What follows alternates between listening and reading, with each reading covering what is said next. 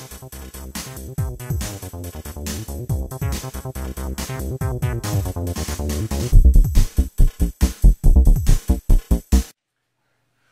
back to RBT Live, everybody. My name is Dave Schmitz, resistancebandtraining.com. Thanks for joining me this week again for another episode. I want to get into a topic that I've found people really struggle with. You know, trunk stabilization is key, but when you want to look at truly developing trunk stabilization, what you got to do is you got to start looking at developing it reactively. Our trunk has to learn how to stabilize on the fly. Now, planks and all that isometric training is great. I think you got to start there.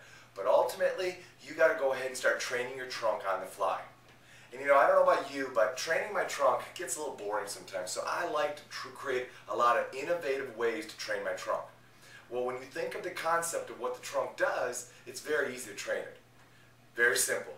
The trunk's role is to stabilize the lumbar spine or the low back from migrating too far in any plane of motion, which subsequently could overload joints and disc tissues. That said, what would happen if we train the trunk to have to learn how to stabilize a little quicker on the fly? That's it. That's it. That's how you train it. So today what I'm going to do is I'm going to do a couple of workouts for you. Workout number one is going to be very simple, trunk stabilization, but I'm going to incorporate training other muscle groups while I'm doing it. Let me show you the first one right now. I got my band hooked up right to my bar here. You know, it's very simple. Vertical bar works great. Just pop it in your home, hook your band up, you're good to go. Now, a lot of people train triceps by doing those push downs. Or what I see is when they're down here, they're bent way over doing tricep presses like that. No way, man. Don't go there. Train your trunk. Train your trunk at the same time and put it on the move. So what we're going to do is we're going to grab the band. Now notice, I grab it so my hands are independent of each other. It makes a big difference on the tricep training. I'm going to take it up over top. Now we can do this two ways. We can put ourselves in a staggered stance, unilaterally loaded to one side. We're going to go back into this. Now right there, at that very point, my trunk has to engage to protect me from going into an arch. Meanwhile, my left hip flexor is getting stretched out really nicely. So we go back here, load the trunk, explode. Load the trunk, explode.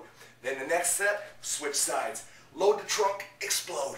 Load the trunk, explode. Now that's how you do it in a stationary position. Now let's put it on the fly.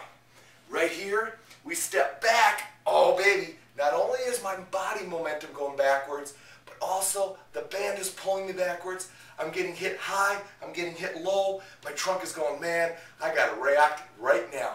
So it's a simple step, explode, step, explode, step, explode, step, explode. Now you want to crank it up. How quick can you get back and start over? Right there.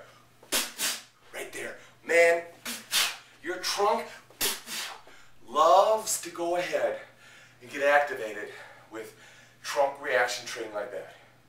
How's that? I'm telling you, 2 sets of that, you will start feeling your trunk. Now, a little warning. You feel it in your low back, shut it down. This is not a low back exercise. You will not get an abdominal burn. You're going to get an abdominal reaction. The next day you'll feel it. Hope you enjoyed that trunk reaction training while we're hitting the triceps. I'll come back with you tomorrow or next visit with another way to train your trunk in a reactive way.